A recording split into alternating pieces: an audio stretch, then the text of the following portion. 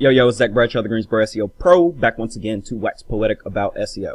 So in this video, we're going to talk about how to use Yoast and a list of keywords to optimize pages that you already have on your website and to increase the relevance for some of the synonyms that you're not ranking for well yet.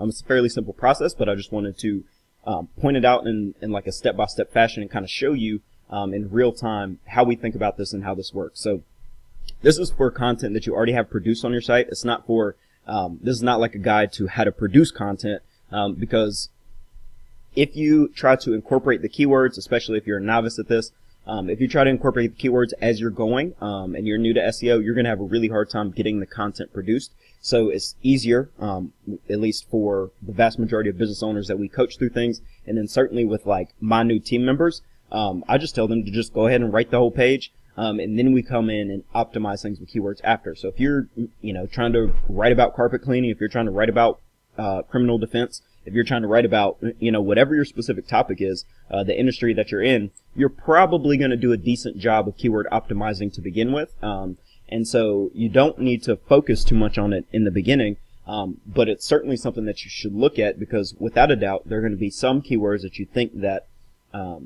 you should rank for, you'd like to rank for, that you're not going to show up as well for others. And it's just based on the way that, well, there's a lot of factors, but one of the major factors is the actual words that you have on your page. And so this is a video about how to change the words on your page to increase your search rankings.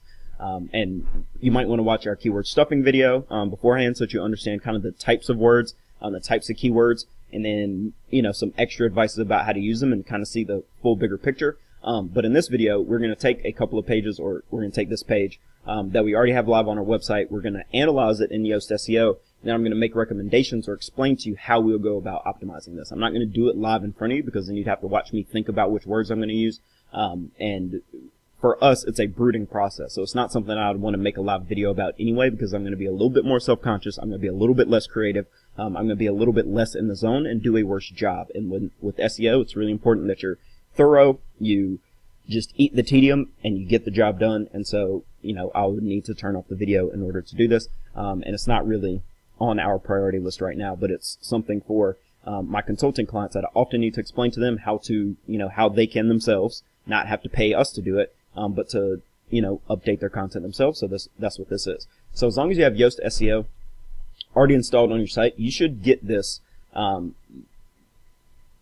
don't know what to call it, this info box, or this element down here, this widget down here that allows you to optimize some of your content, and then also it tells you issues with your content. So when you first come down here, this readability analysis will be closed, but once you open it, it gives you some extra things. So you already see here, it's kind of giving me some red things, some green things. You can look, what are transition words? You could look and see what those are here. It's a few different things, like making sure you don't have like saying it at the beginning of a sentence. Don't use the same, or we, or SEO. Don't use the same sentence structure over and over. Now, sometimes you might want to do this on purpose, where you're creating emphasis by doing it.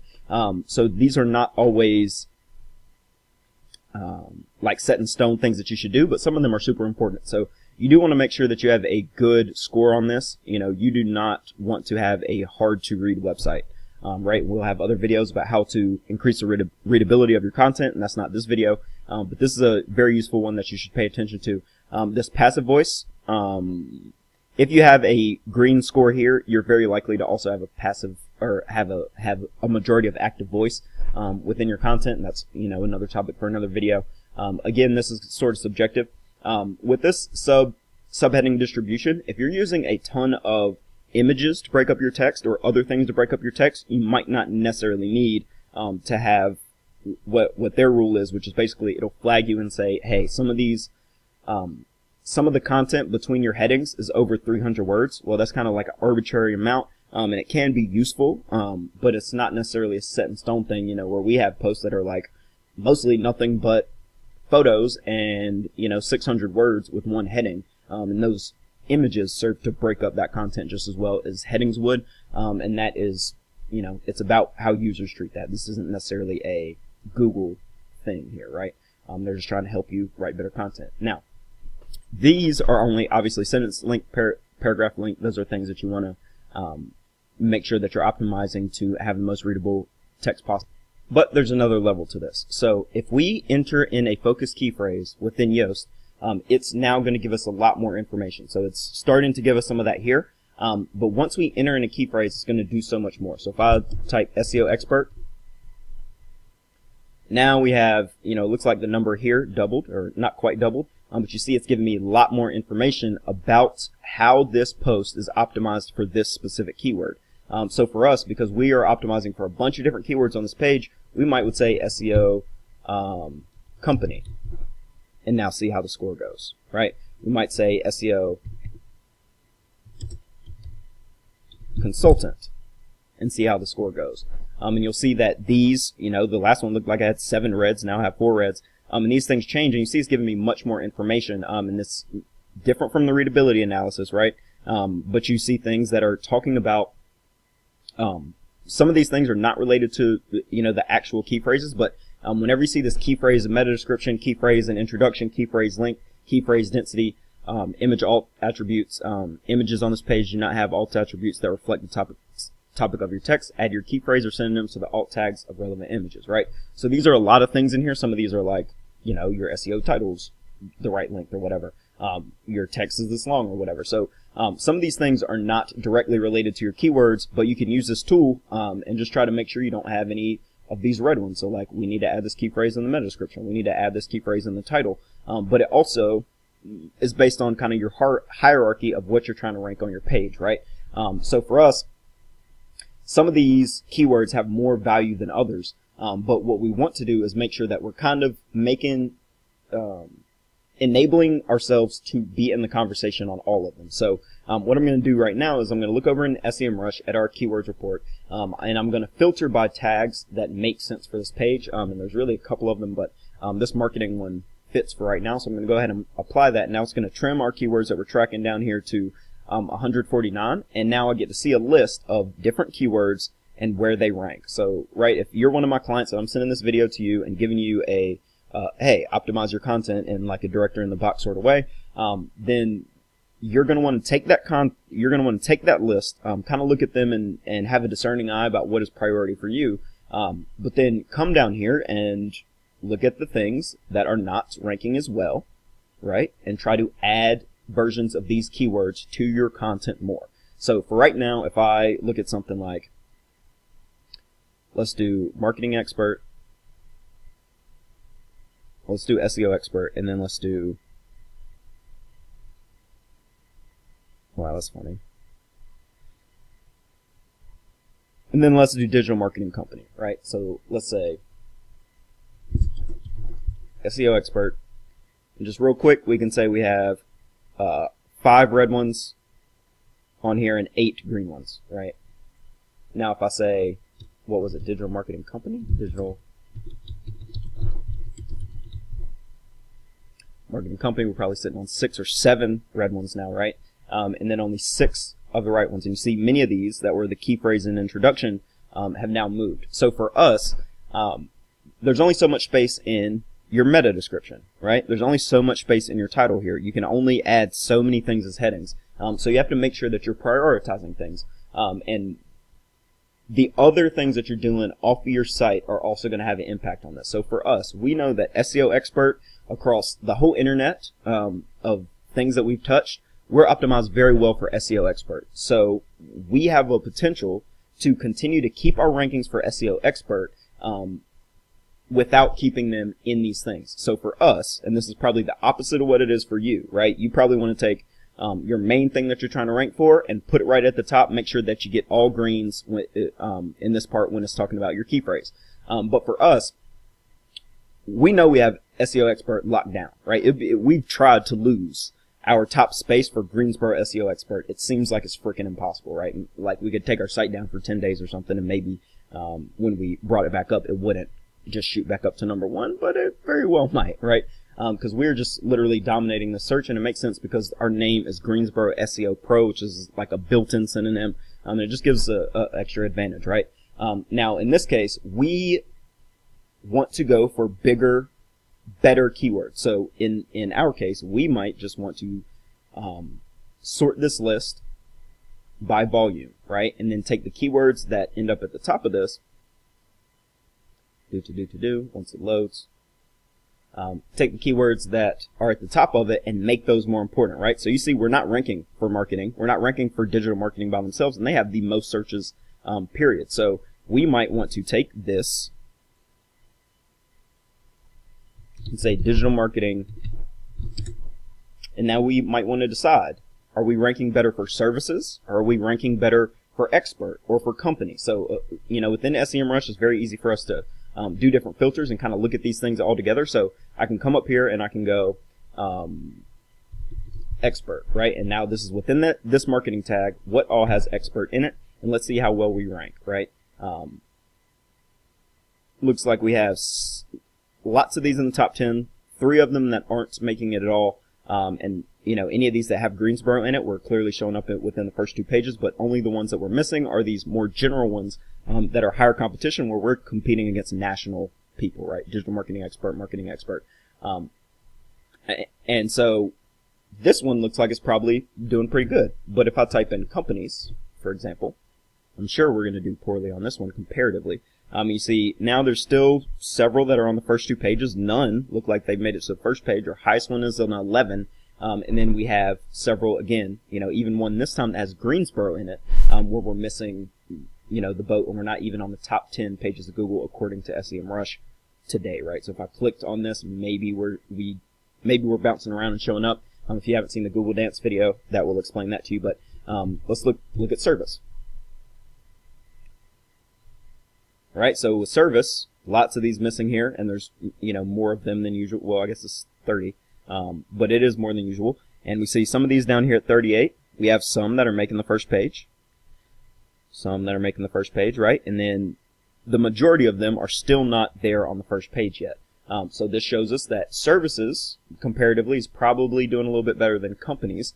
But let's check out consultant, just to continue to go through this and give you more context.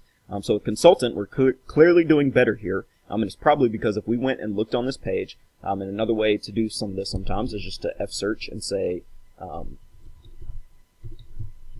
consultant. We have consultant on this page 5 times, right?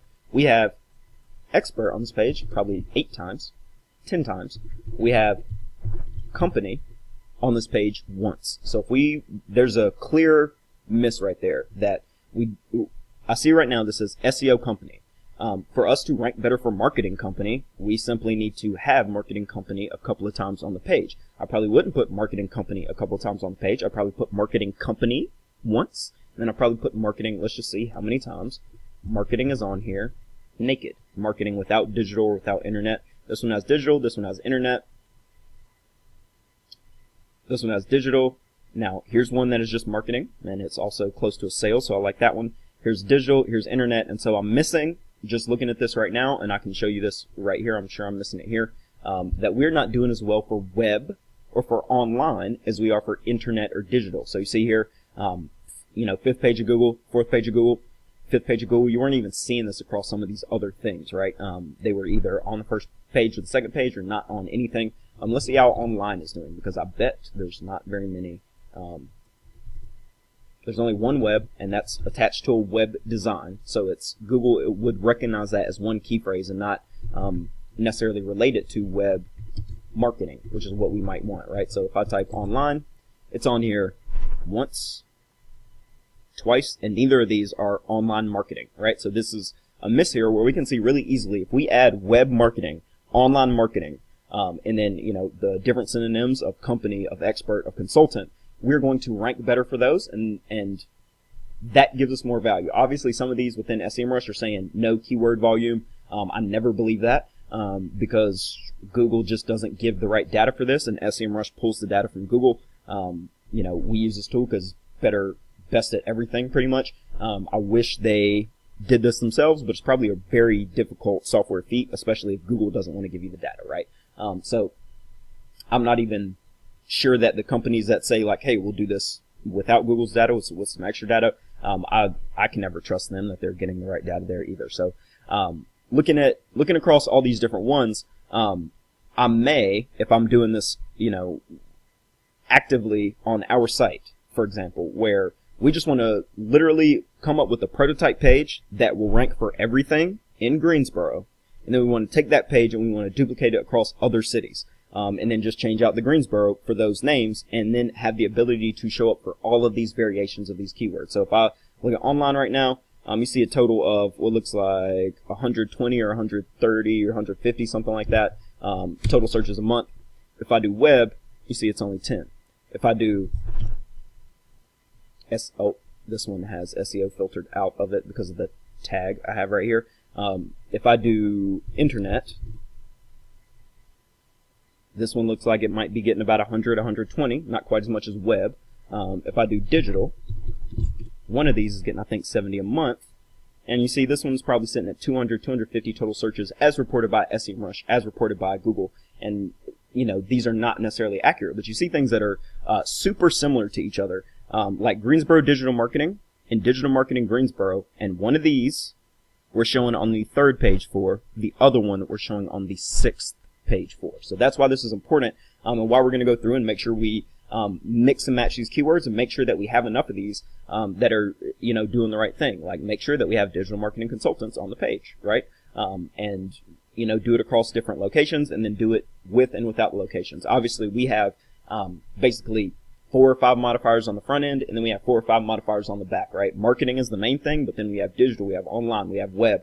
We might even include SEO or Facebook marketing in front of that. And then on the back end, we have consultant, we have company, we have companies, we have service, we have services, we have agency, we have agents, or agency, we have agencies, right? And even doing those within this keyword tracking tool, we're tracking both the plural and the singular. SEMrush will report those as having the same search volume, but they will show you very clearly that these things have, just to give you an example, if I say digital marketing, which is one that will show up plural, digital marketing service, and you'll see that it's reporting these as the same volume.